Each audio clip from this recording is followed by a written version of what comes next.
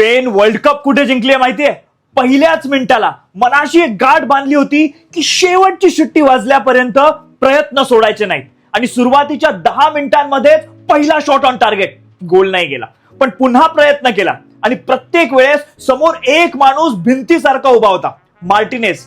एक नाही, दोन नाही, तब्बल 12 वेळा मार्टिनेजने चेंडू अडवला. मध्येच स्पेनचा एक फाऊलमुळे गोल सुद्धा रद्द झाला. दुसऱ्या बाजूला अर्जेंटिनाची चिडचिड सतत दिसत होती. फाऊल्स होत होते, धक्काबुक्की होत होती, पण स्पेनने संयम आणि प्रयत्न दोन्ही सोडले नाहीत. कारण त्यांना ठाऊक होतं, जेव्हा तुम्ही घाव घालायचे थांबवत नाहीत ना, दगडालाही पाझर फुटतो. प्रयत्न करत राहायचे, यश नक्कीच मिळतं. आणि मग आला 106वा मिनिट. संपूर्ण स्पर्धेत सर्वाधिक टीका झेलणारा फेरन टॉरेस. निको विलियम्सचा अचूक पास, एक टच आणि गोल. स्पेन आघाडीमध्ये. स्पेन दुसऱ्यांदा विश्वविजेता बनली. ज्याच्यावर सर्वाधिक टीका झाली त्यालाच इतिहासाने हिरो बनवलं. या फायनल मध्ये पुन्हा एकदा दिसून आलं की मोठा सुपरस्टार असल्याने तुम्ही वर्ल्ड कप जिंकत नाही, सगळी टीम एकत्र आल्याने आणि प्रयत्न करण्यानेच तुम्ही ट्रॉफी जिंकता.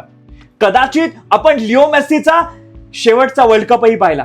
एका महान युगाचा शेवट झाला आणि त्याच क्षणी यमाल आणि स्पेनच्या नव्या युगाची सुरुवात झाली.